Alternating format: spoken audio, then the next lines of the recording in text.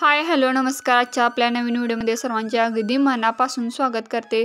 सर्वजण छान आणि मस्त मजेत असाल अशी आशा करते आणि आजच्या दिवसाची सुरुवात करते. सर्वांना सर्वात प्रथम गुड मॉर्निंग. पहिला चहा झालेला आहे आणि नाश्त्याची तयारीसुद्धा चालू झाली. इतक्यात मी बाहेर येऊन बघितलेलं आहे. आज रविवारच्या नाश्त्याला मी शिरा केलेला आहे. नाश्त्यामध्ये आज शिरा केला कारण माझं पोट जरा बिघडलं होतं त्यासाठी. आणि इकडे मी भातसुद्धा लावलेला आहे.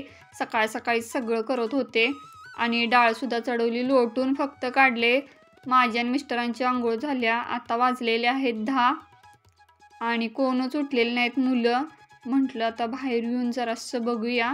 तर जास्वंदाची थोडीच फुलं आली होती आणि थोड्या वेळानं उमलतात. हे पिवळ्या रंगाचं गुलाब बघा किती सुंदर आले. कळीसारखं दिसाले. उमलेल थोड्या वेळाने ते. आणि आत आले तर मुलं झोपलेली होती. उठ की रे श्री, उठ की श्रेयांश. तर हाका मारल्या मी. कोणी उठायचं नाव घेणं उगाचू नव्हतं कारण थंडी होती आणि रोज लवकर लवकर उठतात दोघे. म्हटलं आज असू दे, झोपू द्या. तर रविवार आहे, किती वेळ झोपतात तेवढी झोपू दे. एकदा मी हाक मारण्याचा प्रयत्न केला. त्यानंतर किती वाजता उठतील ते उठतील. म्हटलं माझी थोडी कामं जेवढी होतील तेवढी सकाळची चालू होती. देवपूजा छान अशी मी करून घेतली आज. रोज मिस्टर आणि मुले करतात, आज माझा नंबर होता आणि छान अशी माझी देवपूजा आज झालेली आहे. आणि सोबतच काय केलं मी, हा जो काय डायनिंग एरिया आहे तो सुद्धा क्लीन केला. जसं की खुर्च्या पुसणे आणि टेबलावरच्या मॅट काढून सगळ्या पुसून व्यवस्थित लावलेल्या आहेत. आता मी हे रुटीनमध्येच घ्यायला लागले. रोजच्या रोज पुसायचं चालू आहे माझं.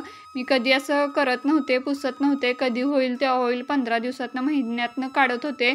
पण डेली रुटीनमध्ये हा सुद्धा पोर्शन मी ॲड केला आहे जेणेकरून घर नीटनेटकं स्वच्छ राहील.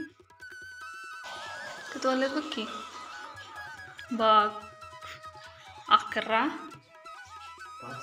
म्हणजे तुझी 7ची टायमिंग वाटायला की नाही.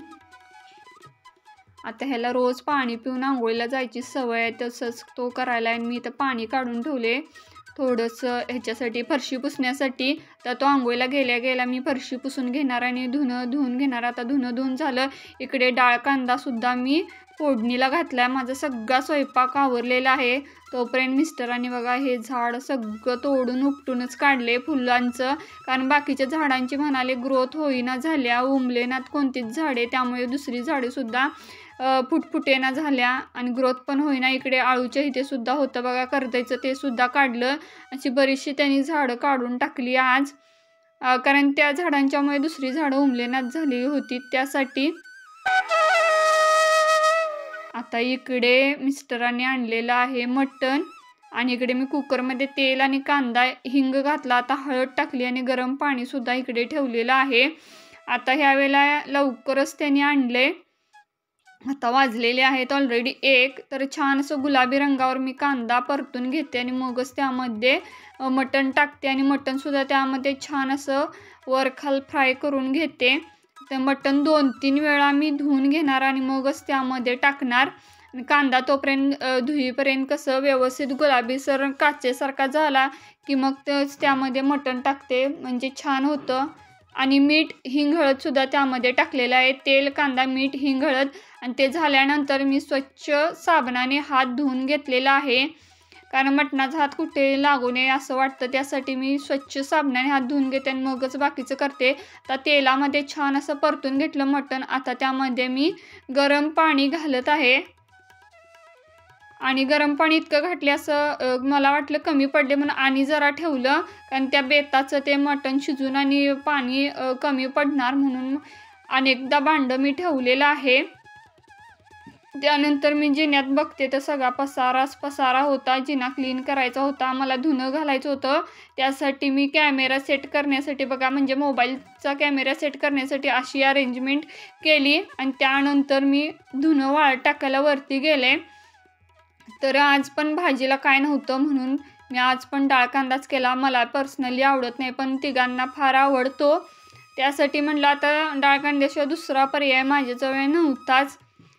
मिस्टर लागले होते. सकाळीच मी आणलं असतं बरं झालं असतं, सकाळ संध्याकाळला झालं असतं असं म्हणत होते. मग म्हटलं आणायचं होतं म्हणजे माझं टाईमपास करायचा तर वाचला असता.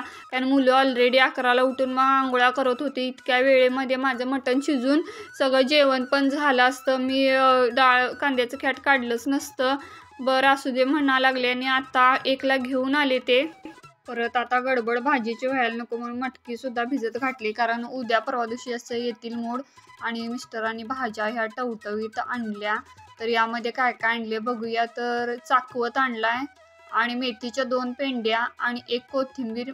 भाज्या बघून एवढं मन भरून आलं. अशा टवटवीत भाज्या तर खेडेगावातच बघायला मिळतात, शहरात तर अजिबात नाही. कारण मार्केटमधून माल येतो तो घेतात घाऊक व्यापाऱ्याकडून, किरकोळ व्यापाऱ्याकडून. ती आपल्या मार्केटमध्ये म्हणजे बाजारात येतात आणि तिथून आपण घरात घेऊन येतो आणि घरातनं परत ते फ्रीजमध्ये जातात आणि नंतर शिजवून आपल्या पोटात पडतात. पण आमच्या इथे खेडेगावात तसं नाही. ताजी भाजी आली म्हटलं की आमच्या घरातच येते.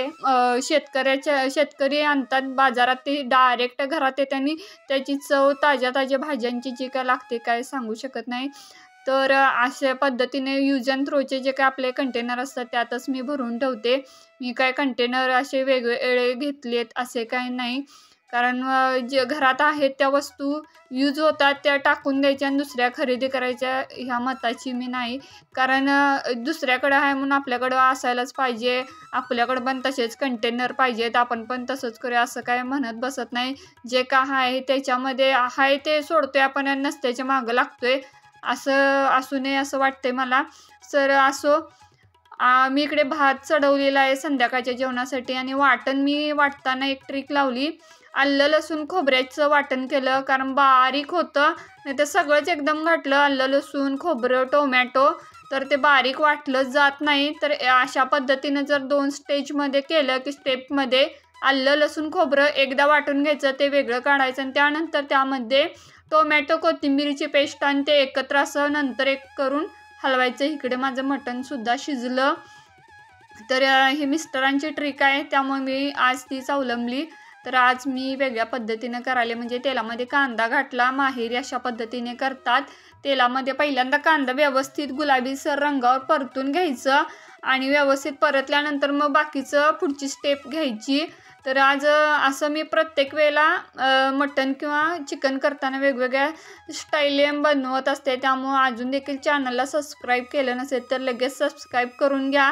कारण वेगवेगळ्या रेसिपी वेगवेगळ्या स्वरूपात तुम्हाला या चॅनलवरती बघायला मिळतील. अगदी घरगुती पद्धतीने सिंपल साध्या सोप्या खेडेगावातल्या ज्या काय स्टाईल आहेत त्याच पद्धतीने भाज्या बनवल्या जातात.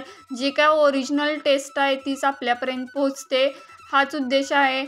तर इकडे मुलगा आणि मिस्टर त्याची सायकल मुलग्याची मोठ्या काय झाले पंक्चर झाल्या का काय समजेना, तो कालपासून लागलाय. सायकल खराब आहे. तर काल शनिवारची सकाळी शाळा असून चालत गेला इतक्या लांब आणि येताना पण चालत आला. परत क्लासला पण चालत गेला होता आणि आज होता रविवार. म्हटलं पहिल्यांदा तुझ्या सायकलचं काम करून घे, नाही तर उद्याच्या सगळी पंचायत नको तुझ्या शाळेला जाण्याची. कोण सोडणार आणणार, इतकं लांब नको, एवढं वज्ज एक असते पाठीवर म्हटलं. तर मुलग्याने सायकल ठेवून म्हणजे दुरुस्तीला देऊन आला, त्या घेऊन यायचे होते. तर मिस्टरांनी गाडीवरून त्याला सोडून त्यांच्या कामाला गेले आहेत. तर इकडे माझा कांदासुद्धा छान पद्धतीने भाजला गेला आणि त्यामध्ये मी चटणी जी काय टाकली ती कांदा लसूण मसाला कोल्हापुरी चटणी आहे, कोल्हापुरातूनच खरेदी केलेली. विकतची चटणी ती घातली. जे काय मी वाटण केलं होतं ते घातले. तर हे सगळं एकत्र करणार आणि 15 ते 20 मिनटं तरी ही ग्रेव्ही शिजायला लागणार आहे. नाहीतर ग्रेव्ही नाही शिजली तर चव सगळी विचित्र पांचट लागते. नाही म्हणून व्यवस्थित एकजीव होईपर्यंत त्याला ग्रेव्हीला तेल सुटेपर्यंत मी ही शिजवून घेत असते आणि त्यामध्ये नंतर कोथिंबीर घालणार आहे. असे छान असं वाटण झालेलं आहे आणि कलरसुद्धा आत्ताच किती छान दिसायला आहे. तेल सुटल्यानंतर तर छान दिसणार. आणि मी त्यामध्ये थोडंसं पाणी टाकलं कारण ती ग्रेव्ही आटणार आहे. 15 मिनिटांनं पूर्ण कोरडी होते म्हणून थोडं पाणी टाकतानाच टाकलं, जेणेकरून खाली पण चिटकू नये करपू नये ह्यासाठी. आता हे 15 मिनिटं झाकून ठेवलं मी. इकडे आता मटण फोडणीला कसं घातलं बघा.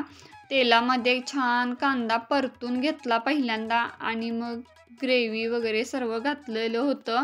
परत एकदा मी ती प्रोसेस सांगते. आणि तिखट, मीठ थोडंसं घातलं आणि कोथिंबीर घातलं आणि मी जो काय गरम मसाला बनवला होता त्याची रेसिपी कालच्या व्हिडिओमध्ये टाकलेली आहे. कालच्या व्लॉग एकदा चेक करा. त्यामधला जो काय गरम मसाला होता तोच मी यामध्ये घातला आहे आणि जे काय मटण शिजलं होतं तेच मी घातलं आहे. तर इतकं छान सुंदर असा त्याला कलरसुद्धा आला आहे. आणि आपलं जास्त तेल नको होतं म्हणून अशा पद्धतीने झाले बघा. असंच लागतं, जास्त तेल तरी काय खोकला वगैरे लागतं म्हणून कमी ह्याच्यामध्ये मी केलं आहे. थंडी आहे. आता माझ्या चपात्या वगैरे सर्व करून झालं, सगळा स्वयंपाक झाला आणि दिवाबत्तीची वेळसुद्धा झाली.